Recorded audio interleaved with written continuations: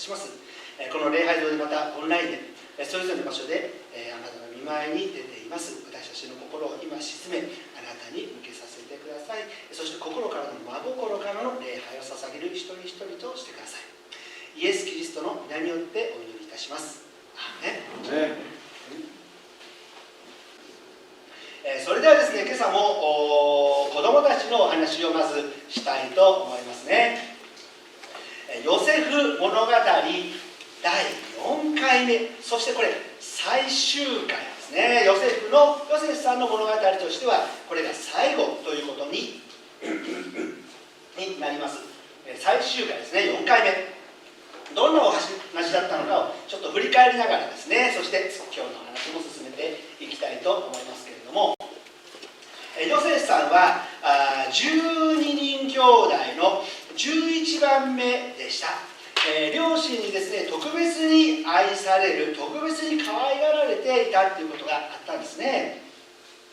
そんな中で、ヨセフさんだけ特別な着物ね、着るものをもらったりしている中で、ある時夢を見るんですね。2つの夢を見ます。一つは畑の束が自分の束に他の束が自分を拝むという夢。もう一つは星が、そして月も太陽も全部自分を拝むという夢。それはやがて兄さんたち家族みんなが私を拝むよという、そんな意味だったわけですね。そのことを聞いてですね、ただでさえこのヨセフだけ可愛がられているということで、そしてこんな夢を聞かされて頭にきたですね、お兄さんたち、もうヨセフ絶対許さないぞということで、もうカンカンになってしまいました。そしてやがてお兄さんたちにもうボコボコボコボコされてですね、そして売り飛ばされてしまうという、悲しい出来事へとこれ続いていってしまうわけですね。そんな中でですね、ポテパルさんというエジプト人の家に売られていったんだけれども、最初は良かったんだけれども、この奥さんのですね悪巧みもあって、誤解されてですね、とうとう牢屋に入れられてしまいました。お兄さんたちともにもひどいことをされて、そして行った先でもひどいことになって牢屋にも入れられて、でも牢屋に入れられてつらかったんだけれども、牢屋の中でもですね、神様が見守っていてくださいました。そして牢屋の中でも助けられて過ごしたということが聖書に書かれていますね。そんな頃ですね、エジプトの王様ファラオは困っていたんです。王様が見た、エジプトのファラオが見た夢がどんな一体夢のこの意味なのかがわからないでいたんです。それは恐ろしい夢でした。そんな時に夢を解き明かす力、夢が分かることのできる神様からの力でそのことを分かることのできるヨセフさんが牢屋の中から出されてきました。そして王様は相談したんです。ヨセフよ、私は恐ろしい夢を見ているのだ。これはどういう意味なのか教えてくれ。王様、それはやがて7年間豊かな実りの時が来ます。いっぱい作物が取れます。でも次の7年間が恐ろしい。何も取れなくなってしまいます。だから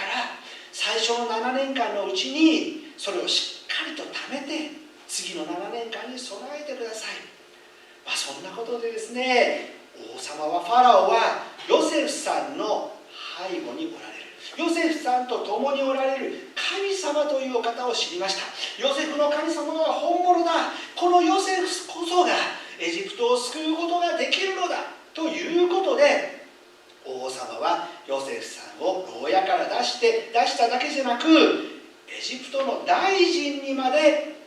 そのくらいにまでつけることにしたんですね。その大臣になったヨセフさんはその夢の解き明かしの通りですね、最初の7年間いっぱい作物が取れました。豊かでした。でもそれで飲んで遊んで嬉しくて喜んで毎日過ごすんじゃなくて、それをしっかり蔵に貯めよう、それをちゃんとセーブしておけ、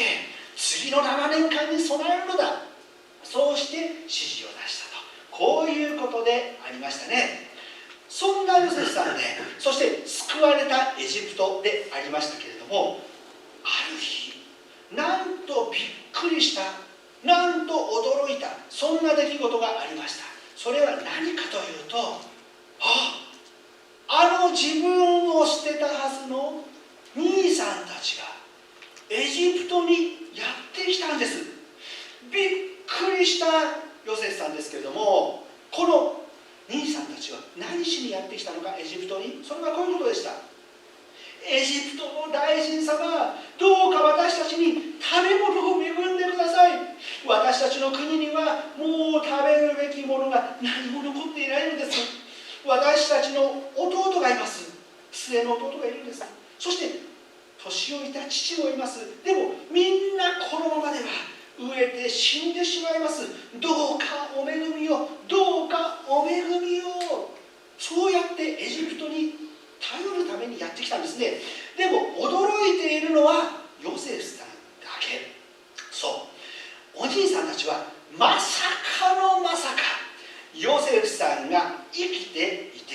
しかもエジプトにその大臣になっているなんて思いもよらなかったんですね。まさかということでした。すっかりヨセフさんもエジプト風になっていたということもあったかもしれませんね。とにかくエジプトの大臣様だと思ってお願いします、恐れながら涙ながら食べ物を恵んでもらおうとしたんですね。さあ、ここで問題です。お兄さんたちが助けてくださいとヨセフさんが大臣になっているかどうかも分からずにやってきました。それを見て、ああ、兄さんたちだと分かったヨセフさん。さて、ヨセフさんはこの兄さんたちに対してどういうふうに接したでしょうか。みんなならどういうふうに接するかなってことも考えながら、3つのですね、今日は2つの答えがあります。どちらかって考えてみてください。兄さんたちだって分かったヨセフさんは、許すか、絶対に許さないと言って怒りに復讐に燃えた、ね、もう煮て食おうか焼いて食おうかどうしてやろうかということで怒り狂ったというのが第1番目のことだよね。2番目、驚くべきことに全部許した。神様を信じていたヨセフさんはお兄さんたちを恨むのではなく許した。1番目、怒り狂った。2番目、許したです。さあ、何番目だと思いますか。1番目だと思うね。ノブ先生なら2番目かな。あ、いえ、1番目だね、きっと1番目のような気がしますけれども、じゃあ答えを見てみましょう。なんと答えは2番、許したんですね。兄さんたち、僕だよ、ヨセフだよ。ヨセフ、まさかヨセフなんてことだ。それにしても私たちはお前に対してなんてことをしてしまったんだ。あの過去の自分たち、私たちの罪を許してくれ。そして兄さんたちを、私たちを、この家族を救い出してくれ。僕たちが悪かった、兄さんたちが悪かったんだ。もういいんだよ兄さん、僕は神様に守られてここまでやってくることができたんだ。もうそれでいいじゃないか。さあ、ヤコブ父さんを連れてきて、ベニヤミンね、みんな家族、それぞれ兄さんたちも家族がいるだろう。みんな連れてきてここで暮らそうじゃないか。ここは豊かだよ。神様が豊かにしてくださったんだ。さあ、ここでみんなで暮らそうじゃないかということで、お父さんヤコブ、そして一番下の弟ベニヤミン、そして兄さんたち、それぞれの家族、みんなで幸せにエジプトで暮らすことになったということでありますね。さあ、聖書の言葉を最後に一緒に読んでみましょう。はい。あなた方は私に悪を企みましたが、神はそれを善に変え、多くの民の命を救うために今日のようにしてくださったのです。創世記50章の20節、ヨセフさんの不思議な人生を見てきました。4回にわたって見てきましたけれども、神様がヨセフさんを祝福してくださったあの辛い時も、あの苦しい時も、でそればかりでなく、ヨヨセフさんを通してエジプトも救われ、そして兄さんも父さんも家族みんなが救われた神様はそんな素晴らしいことをしてくださるお方ですという、今朝はそういうお話でした。ヨセフさんの4回目、そして最終回のお話でした。子供の話はここまでにいたします。ありがとうございます。子供たちのお話が最終回、ヨセフの物語としては最終回になりましたけれども、大人の皆さんも同じくヨセフの物語ストーリーを追ってきましたが、今日が最終回ということになりますね。子供たちにも読みましたけれども、改めてこの聖書の箇所を読みたいと思います。創世記の50章の20節、新共同訳で今朝はお読みいたします。あなた方は私に悪を企みましたが、神はそれを善に変え、多くの民の命を救うために今日のようにしてくださったのです。ヨセフの物語の最終回であると同時に、これは創世記の最終回でもあるわけですね。神様は天地をお作りになられました。人を創造されました。その罪のために彼らはエデンの園を追放されなければいけませんでした。その後もノアのように神様を信じる者がいました。でも洪水が起こっていきます。その中で救われたノアからまた新しい人類は出発をしていきます。バベルの塔のような罪を犯しながら世界に増え広がった人間を神様は何とかお救いになりたいということで、アブラハムという人がその泉の湧き出る泉のように、やがてそれが川になり大河になり大海原にもう広がっていくように、救いがそのように世界中に広がっていくために、まず原点としてその湧き出る泉としてアブラハムという人が選ばれました。そしてイサク、ヤコブとバトンが受け継がれていきました。そのヤコブから12人の男の子たちが生まれていきます。それぞれ複雑な家庭ということも言えるでしょうね。そんな中で12人の息子たちがいましたけれども、その中の11番目、愛する妻ラケルの子供であったヨセフとベニヤミン、最後の11番目12番目だけが特別に溺愛され偏愛を受けてしまう。ゆえに兄たちからは妬まれる。ただでさえそんな状況なのに、先ほど子供たちにお話ししました束が、また星が、月が、太陽が自分を拝むという夢をシェアしたばかりに、その怒りが頂点に達し、ヨセフはもう殺されそうになる。でもユダなどのですね進言により殺されることはなかったけれども、売られてしまいポテパルというエジプト人のところで使える奴隷となる。そこのところでも神様は守り、またその家からも喜ばれるんだけれども、故に奥さんから誘惑誘いがあり、しかしそんなものには乗らない。だから嘘の証言をされ、彼は牢獄に入れられてしまいます。その牢獄でも神様の守りがあり、極夜番もそのヨセフのことをですね信頼する。そこで、王に仕える2人の人がその牢獄にいました。その夢をヨセフは解き明かします。その夢の通り一人の人は救われて、そして王様に再び仕えるようになる。その時にヨセフのことをきちっと王様に告げるべきでしたけれども、このようなことが起こりました。無実の罪で入っている牢獄にヨセフという人がその人がいて、夢を解き明かす力があって、私はその人によってその夢によって救われたのです。でもそのことをその料理長はすっかり忘れてしまいました。そして2年の時が過ぎました。その時に王様は恐ろしい恐ろしい夢を見ます。それはお牛が、この痩せ細ったですね7頭のお牛が丸々太った7頭のお牛を食い尽くすという夢。またもう一つの夢は痩せ細ったこの穂がですね、丸々太ったその穂を7つの穂を食い尽くしていくという夢。この夢、恐ろしい夢、これはただの夢ではない。何かを言おうとしているんだけれどわからない。エジプトよ、この世界で一番の帝国エジプトよ、この中には魔術師もいるし、学者もいるし、いろんな見識者たちもいる。どうか私の夢を解き明かしてくれ。でも誰も解き明かす人がいない。そんな時に料理長はようやく思い出した。王様、私は過地を犯しました。なぜならあの牢獄にいる夢解き明かす者をヨセフを忘れていたからですと言ってヨセフに声をかける。そしてヨセフは牢獄から出され王様のもとに召し出され、そしてその夢はなんと7年間の豊作豊かな実りあるその時があるけれど、その時のことをただただ喜び楽しむのではなく、次の7年間が大切です。それは飢饉がやってきます。恐ろしい飢餓がやってきます。だから王様、この最初の7年間で豊かに実ったものをちゃんと蓄えて、そして次の7年間に備えてくださいという、それはそういう夢なんだという解き明かしをした王様は、このヨセフの神こそが誠の神だと、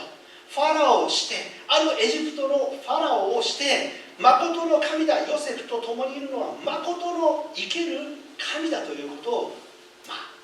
証言させたといいますか、その証しをさせたということができるでしょうね。そんな中でエジプトの大臣にまで、王の次、王とはもう自分で言ってる、王とは自分は名ばかりで、あなたはもう私と同じように力のあるものですよ、そこにまでユダヤ人であるこのエジプト人ではないヨセフが上り詰めた。神様は素晴らしいお方。これでもう丸く話は収まったかというと、今日の話、最後の大演談にさらに話が続いていくわけですね。そこにやってきたのが、あの忘れもしない兄たち、10人の兄たち。エジプトはヨセフのこの夢の解き明かしということの中できちっと蓄えをして飢餓に備えて、飢饉に備えて7年間を過ごしていきました。でも他の国々はまさかそんなことが起こるとはわからないものですから、みんなもう飢え乾いてどうすることもできない。でも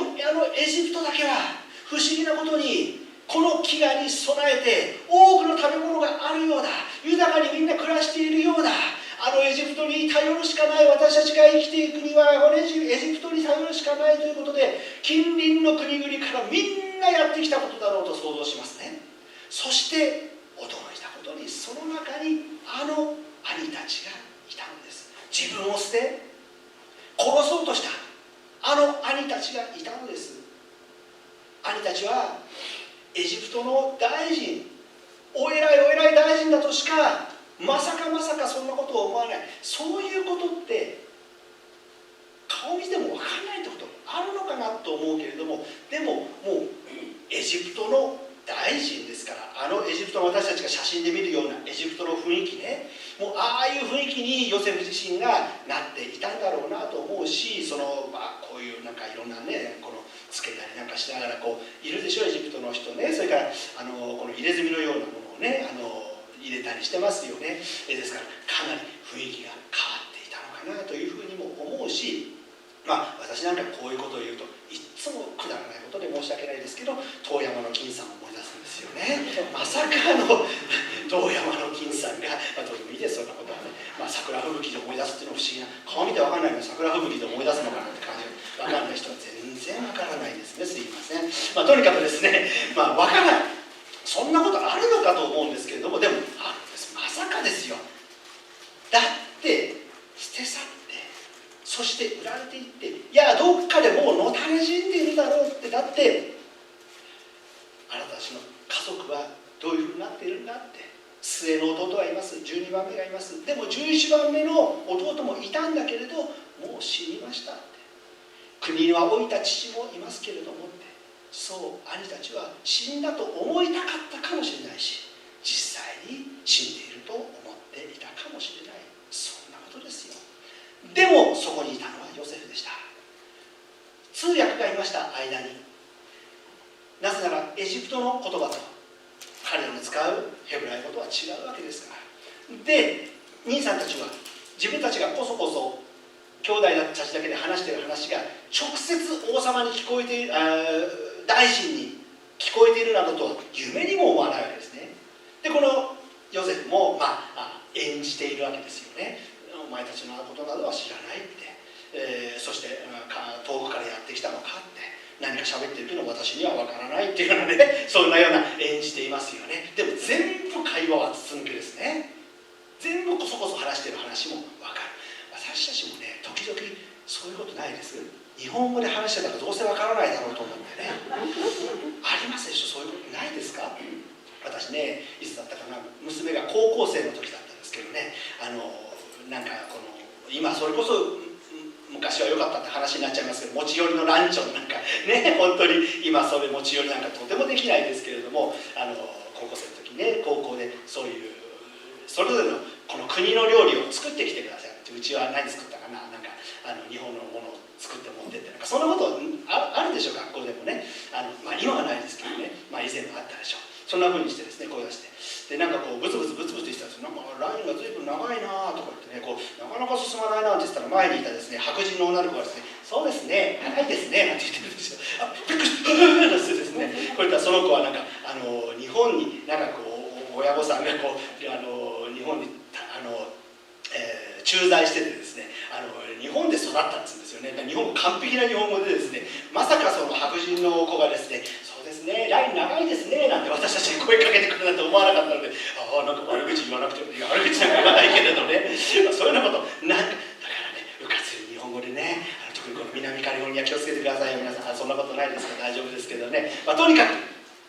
そんなことでヨセフの耳にはちゃんと入っていましたよ。そんなことなのですね、とにかくこの末の弟を連れてこなければこのあなた方を助けることはできないって、冗談じゃありません。末の弟は父さんにとってもう生きがいなんです。だって11番目の弟を亡くして12番目の子までいなくなっちゃったら、私たちはとても弟を連れてくることなんかできませんなんか言いながらもですね、とにかくそのうちの一人の兄弟を残して国に帰しました。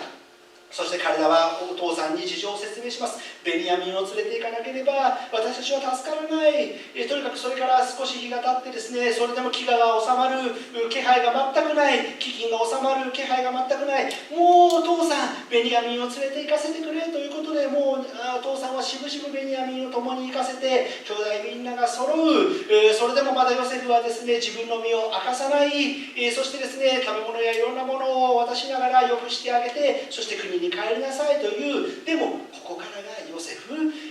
この兄たちが自分を見捨てた、見殺しにした兄たちがその後どうやって生きてきたか、それをしっかり見極めたいと彼は思うわけですね。そしてベニヤミンの帰る袋の中にですね、こっそりと王宮のものを入れて、そして返した。大変だ、彼らが王様のものを盗んでいったぞ。そして彼らを追いかけていく。とんでもない、私は王様のものを盗むはずがありません。じゃあ大臣ですね、大臣のものを盗むはずがありません。エジプトのものに手を出すはずがありません。じゃあ袋をみんな探してみろということで、でもベニヤミンの中にある。そんなベニヤミンが取るはずがない。そう、それはヨセフのそれは一つの考えでした。その時彼らの兄たちの今までの人生が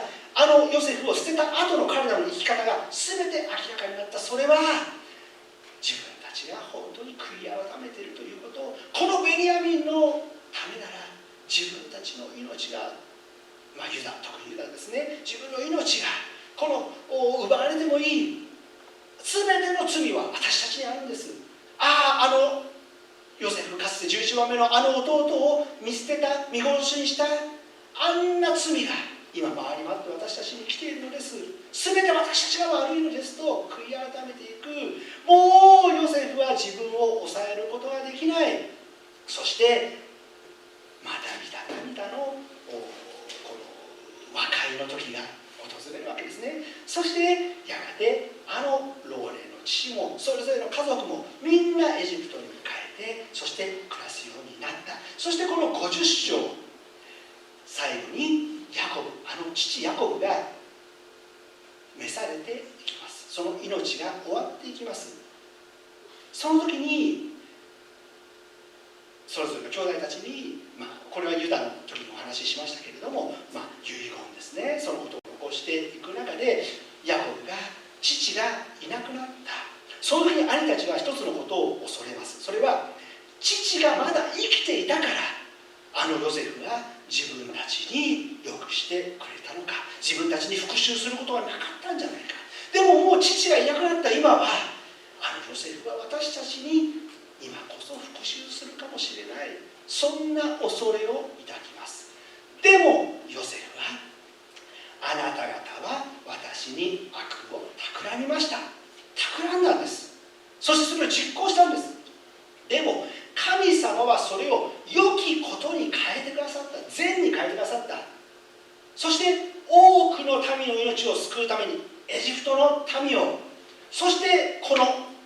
ヤコブ、その家族の者たちの命を救うために、そして後々のこのユダヤ民族もまたその中からイエス様がお生まれになることを思えば、私たちの命も全てを救うために今日のようにしてくださったのですという大きな大きな大どんでん返し。創世記の最後はこのようにして終わっていくんですね。そして次の出エジプト、なぜエジプトにユダヤ人たちが住んでいたかというところのつなぎにこれはなっていくんだけれども、とにかくこの祝福、これはね、何を言おうとしているかって、神様はすべを治めるお方です。この地上を、この歴史を、私の人生をすべ治めておられるお方です。私のちょうど1年ほど前ですけれども、私も日本に急遽帰させていただいて、それは父がもう既得になっているということがありまして、そして12月のクリスマスイブに父は亡くなっていきましたけれども、前にもお話ししたことがありますが、この父は牧師をしておりましたけれども、もともとクリスチャンの家ではなかったですね。10代の時に5年引きこもりをしました。引きこもりはいわゆるその頃はもう病名なんて全くわからないので、一律にノイローゼとしか判断されなかった。今だったら細かい病名もありますでしょうし、治療法もあるでしょうけれども、当時は全部ひっくるめてノイローゼとしか診断されない、どうすることもできない。ですからその当時のことですし、今でもそうかもしれませんが、これは何かにたたられているのではないか、喫煙付きじゃないかって言ってですね、そういうところに行ってお祓いをしてみたり、もちろん病院に行ってみたり、入院してみたり、いろんなことがあるけれども、足掛け5年間、10代の5年間ですよ、最悪の青春時代をただただ家に寝たっきりになって、体も動かない、精神的なことだけじゃなくて実際体も動かない、そして父は暗黒の時代を過ごしました。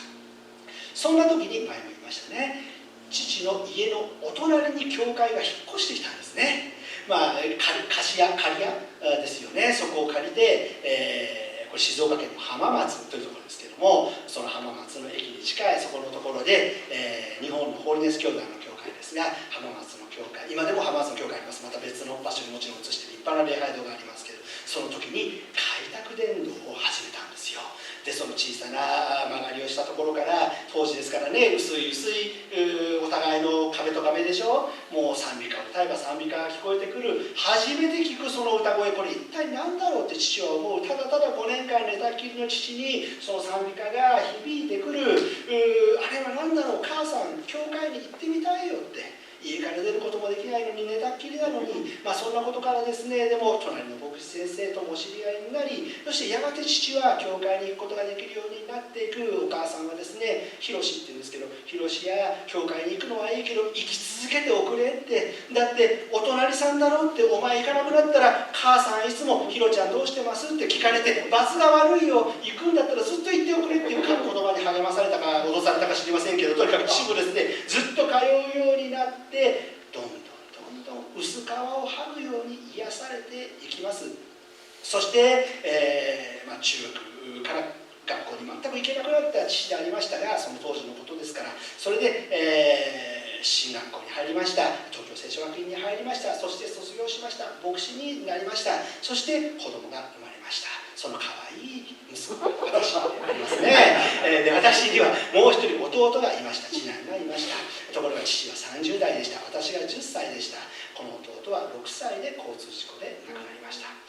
父の人生はここからまた大きな転換をしていきます。その悲しみ、痛み、牧師の家庭になんでこんなことかと私は思いましたけれども、父はそこから放送伝道、ラジオ伝道、テレビ伝道、やがてワールドビジョンとかその災害の対策とかいろんなことに邁進するようになっていきました。それは痛み苦しみがあったからです。私はね、今のその父を作ったのはあの悲しみだと思います。あの10代の時のあの痛みだと思います。そして息子を失ったというあの大きな悲しみだと思います。でもちょっと勘違いしないでほしいの、私が言いたいことはね、それがあったからその父の姿があったけれど、でもそのためにそんな悲しみが起こったのかといえば、それもまた違うんじゃないかなって思う。そんなことで神様はそんな痛みを、そんな苦しみを、そんな人生の恐ろしい経験をさせるかなって思う。だから分からないんです。分からないことは分からないんです。なぜあんな10代の暗黒があったのか、なぜ30代の時にあんな息子を失うという悲しみを父は受けたのか。でも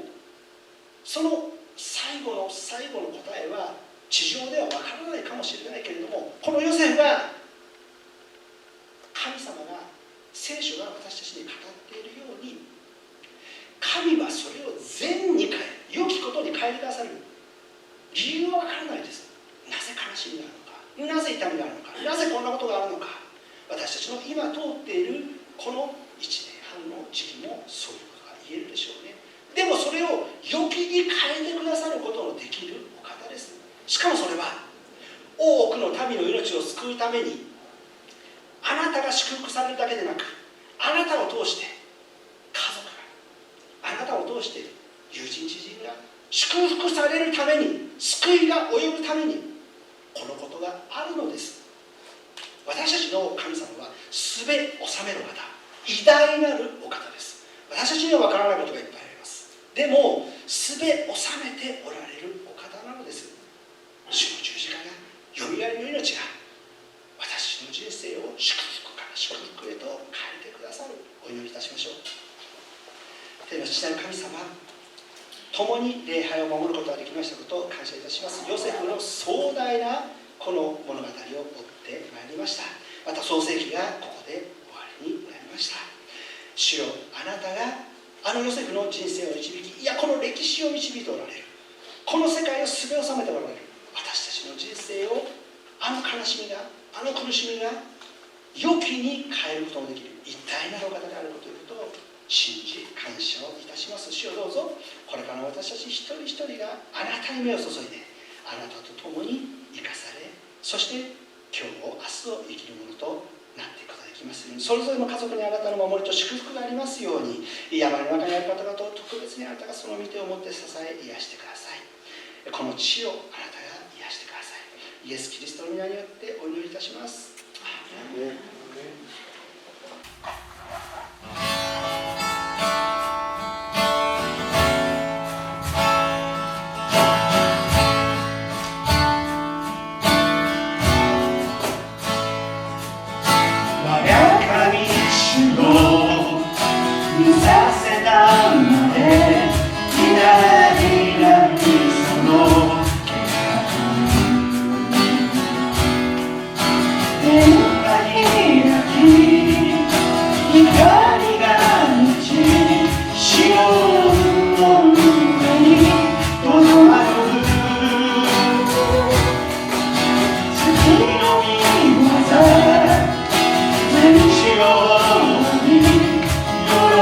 喜びの